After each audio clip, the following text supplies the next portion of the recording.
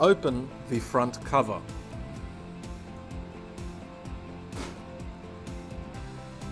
There are 4 toner cartridges in the printer.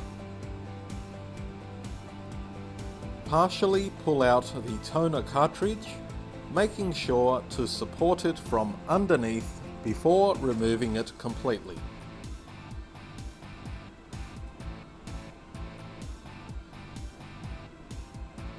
Take the new toner cartridge of the same color and gently shake the cartridge several times.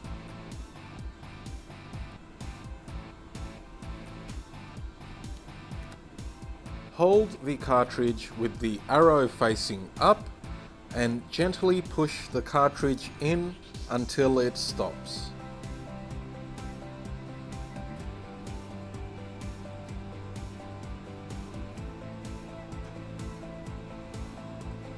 Close the front cover.